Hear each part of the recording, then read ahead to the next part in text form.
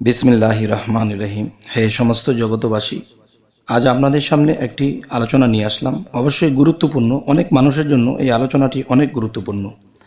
এই আলোচনাটি অবশ্যই খেয়াল করে শুনবেন এবং এই নিয়মটা পালন করবেন ইনশাল্লাহ। কোরআনী মতে আপনি যদি খারাপ স্বপ্নে দেখে থাকেন, অনেক মানুষ আছে স্বপ্নে অনেক খারাপ কিছু স্বপ্নে দেখে সে হাঁপিয়ে ওঠে এবং অনেক সময় স্বপ্ন দেখে কান্নাকাটিও করে। আবার কেউ আছে স্বপ্ন দেখে এমন কিছু ভয়ঙ্কর বিকট কিছু দেখার পরে চিৎকার দিয়ে ঘুম থেকে ওঠে এবং ঘরের সবাই গিয়ে বলছে কি হয়েছে।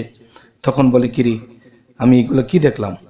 আচ্ছা, এরপরে আবার এরকম স্বপ্ন দেখে যে সে খারাপ নারীর কাছে যাচ্ছে, খারাপ কিছু করছে, খারাপ কিছু, কিন্তু বাস্তবত লোকটা অত খারাপ নয়, কিন্তু সেই স্বপ্নে এগুলো দেখে। তাহলে দেখেন, আল্লাহ কিন্তু কোরআনে একটি কথা বলেছে যে দেখো, মানুষ শয়তান এবং জিন শয়তান হতে তোমরা বিরত থাকো। এই শয়তান তোমাদের পূর্বপুরুষদেরকেও ধ্বংস করে আসছে। তাহলে মানুষ শয়তানও একটা সংসার ফ্যামিলি, একজন মানুষকে ধ্বংস করতে পারে। এবং দেখা যায় যে জিন শয়তানের মধ্যে থেকেও যে মানুষকে অসওয়াসা দেয় এবং মানুষকে ধোঁকা দেয়, মানুষকে স্বপ্নের মধ্যে অনেক কিছু খাওয়ায় এবং স্বপ্নের মধ্যে অনেক কিছু ধোঁকা দিয়ে থাকে।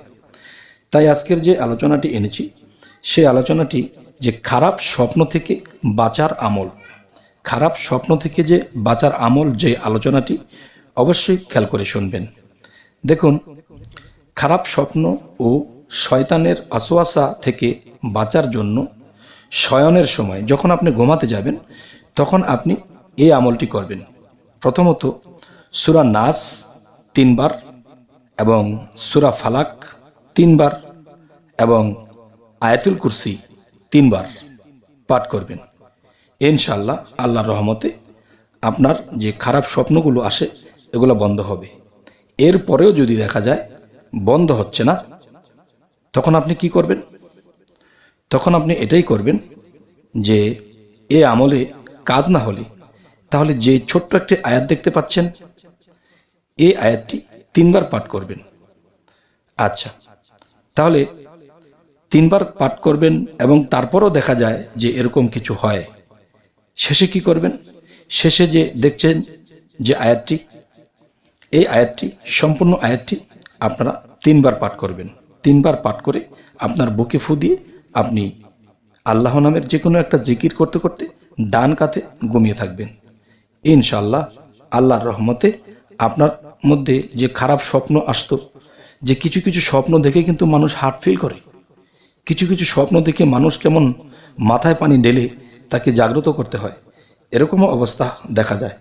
তাহলে আমি বলবো যে যদি এই আমলগুলো করা হয়, ইনশাআল্লাহ আল্লাহর রহমতে কি হবে যে আপনি শান্তি পেয়ে যাবেন, শয়তানের অসওয়াসা থেকে বাঁচবেন। এবং মানুষ শয়তানও কিন্তু শয়তানি করে থাকে।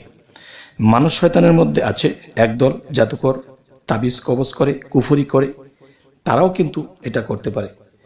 তবে আমরা যদি আল্লাহর এই সূরার সহযোগিতা নেই, তাহলে আল্লাহ আমাদেরকে অবশ্যই ভালো রাখবেন এবং আমরা ভালো থাকতে পারবো। আচ্ছা, এরপরে আরেকটু সহজ পদ্ধতিতে যদি আমরা যাই, তাহলে দেখা গেছে যে আপনারা সূরা বাকারার শেষের 3 আয়াত পড়বেন। সূরা বাকারার শেষের 3 আয়াত পরেও বুকে ফুঁক দিবেন। ইনশাআল্লাহ শয়তান, সে জিন শয়তান হোক বা মানুষ শয়তান হোক, কখনোই আপনার ধারে কাছে আর আসতে পারবে না। তারা মরি মরি বলে পালাবে, তারা বাবারে মারে বলে পালাবে। যে আল্লাহর কোরআনের সূরার মধ্যে এত শক্তি, এত পাওয়ার আল্লাহ দিয়ে রেখেছে। তবে এই পাওয়ার তখনই কাজ করে যখন মানুষ পূর্ণ বিশ্বাস করে।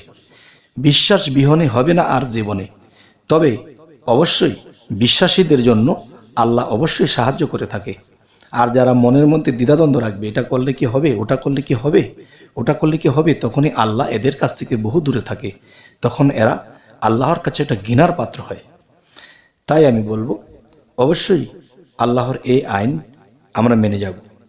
তবে আমাদের এই চ্যানেলের আলোচনা যদি আপনাদের ভালো লাগে, অবশ্যই সাবস্ক্রাইব করে রাখুন, পরবর্তীতে যেন আপনাদেরকে ভালো ভালো আলোচনা এনে দিতে পারি। তো সকলে ভালো থাকবেন। আল্লাহ হাফিজ।